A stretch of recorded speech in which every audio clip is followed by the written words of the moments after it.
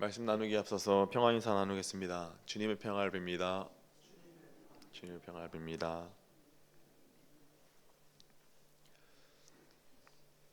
이 시간에는 생명의 하나님이라는 제목으로 함께 말씀을 나누겠습니다. 여러분의 손에 쥐어진 인생의 지팡이, 그 인생의 지팡이가 있다면 어떠한 모습입니까?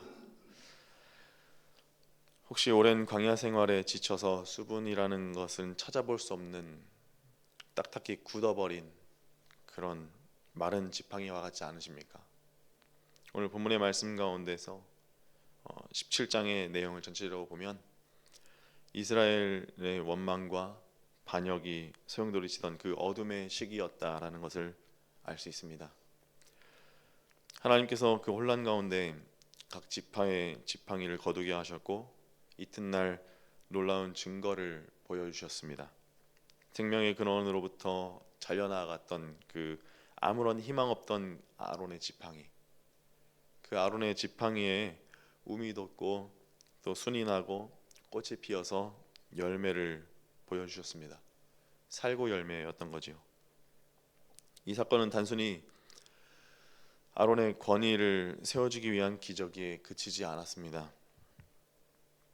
이것은 죽음이라는 필연적 절망 앞에서 인류에게 던지는 하나님의 강력한 생명의 선언이었습니다.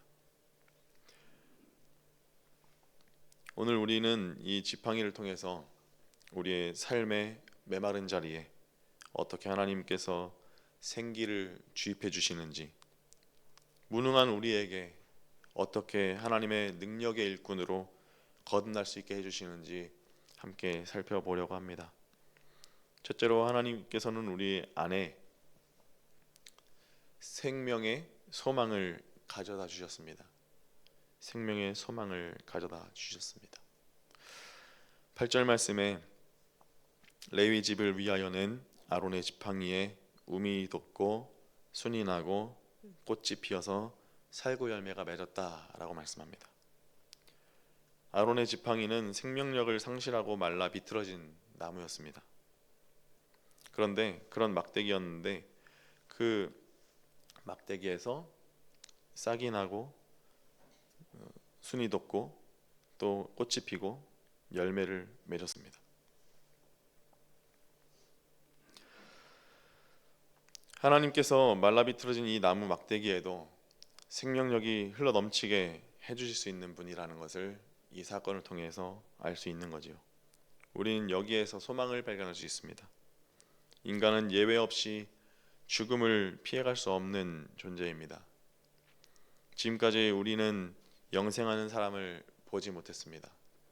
영생하기 위해서 냉동인간을 만들고 영생하기 위해서 어떤 방법을 써서라도 영생하고 싶어하는 그런 마음이 사람의 마음이었던 것입니다.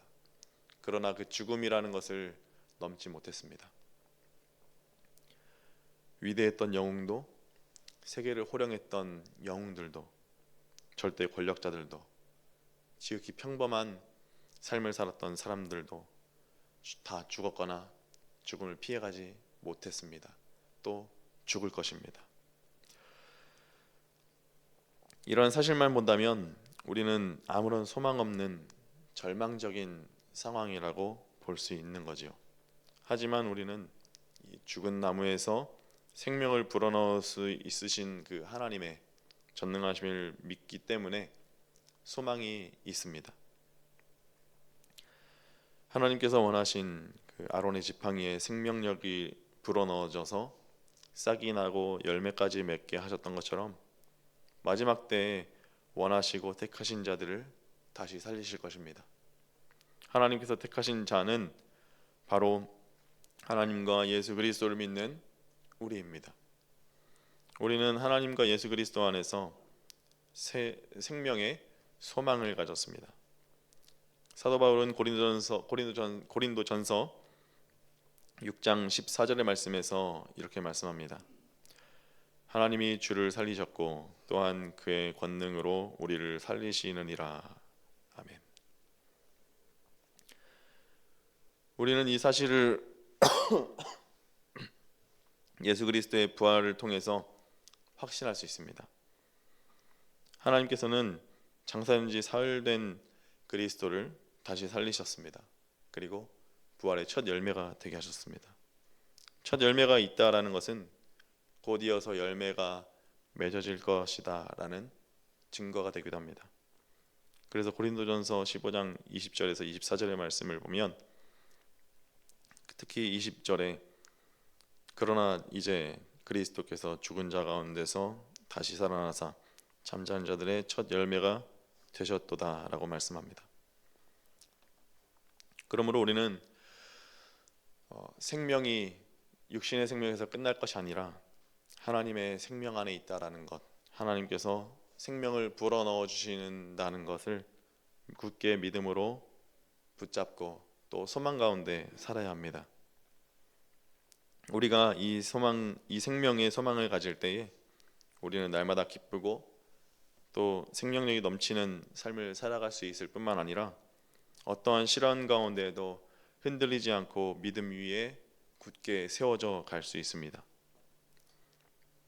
그리고 둘째로 무능한 자도 하나님이 함께 하시면 능력 있는 사람이 됩니다.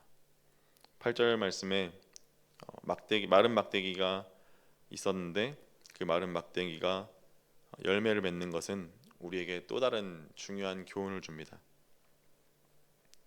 그것은 마른 막대기와 같이 무능력하고 쓸모없는 자라 할지라도 하나님이 불러서 쓰시면 놀라운 일을 감당할 수 있다라는 것입니다.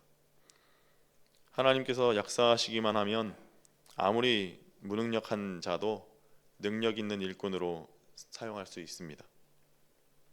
전능하신 하나님께서 그와 함께 하실진데 무엇인들 못하겠습니까? 하나님께서 능력 주시는 자에게 능치 못함이 없다라는 것을 사도 바울이 빌립보서 4장 13절에서 고백했습니다. 내게 능력 주시는 자 안에서 내가 모든 것을 할 수 있느니라. 아멘.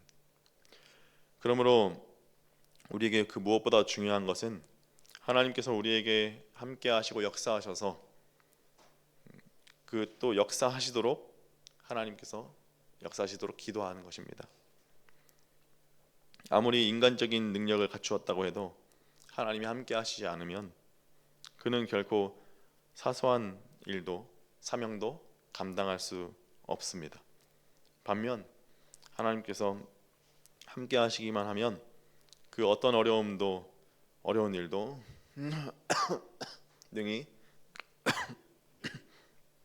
감당할 수 있는 것입니다. 우리는 하나님의 능력을 덧입기 위해서 기도해야 됩니다. 나는 능력이 없어서 하나님의 일을 못한다고 하기 전에 하나님의 능력을 덧입기 위해서 열심으로 기도할 수 있기를 바랍니다. 사랑하는 성도 여러분, 우리의 인생이 비록 잎사귀 하나를 피울 수 없는 거칠고 메마른 그런 막대기라 할지라도 소망을 품고 살아가시기 바랍니다. 생명은 하나님께 있고 그 생명을 의지하고 또 믿고 바라봄으로써 그 생명을 힘입는 그런 삶이 우리의 삶이기 때문입니다.